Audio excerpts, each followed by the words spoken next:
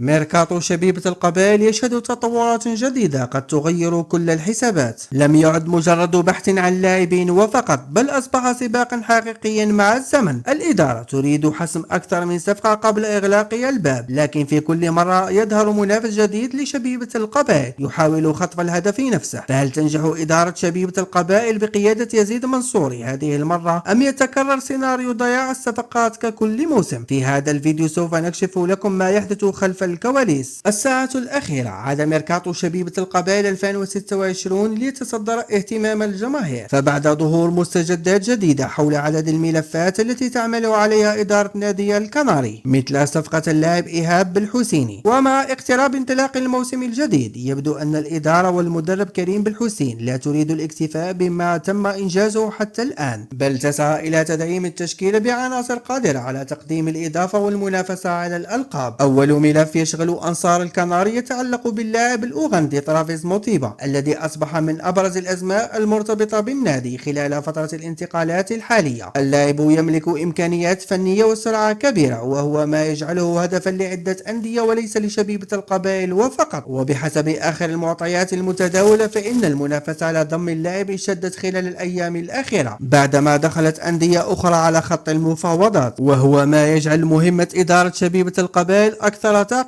ومع ذلك لا تزال جماهير الكناري تأمل في أن يحسم النادي هذه الصفقة، خاصة وأن الفريق يبحث عن تدعيم الخط الهجومي بلاعب قادر على صناعة الفارق. لكن السؤال الذي يطرحه الجميع: هل تمتلك إدارة شبيبة القبائل ما يكفي من المقومات لإقناع اللاعب باختيار المشروع الرياضي للنادي، أم أن العروض المنافسة ستكون أقوى في النهاية؟ الإجابة قد تظهر خلال الأيام القليلة المقبلة. من جهة أخرى، مصادر متطابقة تحدثت عن وجود مهاجم مميز أبدى موافقته المبدئية على الانضمام لشبيبة القبائل في انتظار استكمال بعض الإجراءات قبل الإعلان الرسمي، وحتى الآن لم يتم الكشف عن هوية اللاعب، وهو ما يفتح باب التكهنات بين جماهير النادي. هذا الخبر أثار حماس الأنصار، لأن الجميع يعلم أن الفريق يحتاج إلى تدعيم الخط الأمامي بمهاجم يستطيع تسجيل الأهداف وصناعة الفارق في المباريات الكبيرة، خصوصا مع طموحات النادي في الموسم الجديد. ومن الواضح أن إدارة شبيبة القبائل تعمل بهدوء بعيدا عن الأضواء، وهو أسلوب أصبح متبعا في السنوات الأخيرة لتجنب تعقيد المفاوضات أو دخول أندية أخرى في سباق الصفقات قبل إتمامها. الأيام القادمة ستكون حاسمة في ميركاتو شبيبة القبائل، سواء فيما يخص ملف ترافيس موتيبا أو ملف المهاجم الجديد، لأن الجماهير تنتظر الإعلان الرسمي بفارغ الصبر. ويبقى الهدف الأساسي للإدارة هو بناء فريق متوازن يستطيع المنافسة بقوة في الدوري الجزائري والكاس، وتقديم مستوى يليق بتاريخ شبيبة القبائل في المنافسة الإفريقية. برأيكم، هل تنجح شبيبة القبائل في حسم الصفقات التي تعمل عليها خلال هذا الميركاتو؟ وهل تتوقعون أن يكون اللاعب المنتظر هو الاسم الذي يحتاجه الفريق فعلا؟ شاركونا آراءكم في التعليقات، ولا تنسوا الإعجاب بالفيديو والاشتراك في القناة ليصلكم جديد أخبار شبيبة القبائل وميركاتو شبيبة القبائل.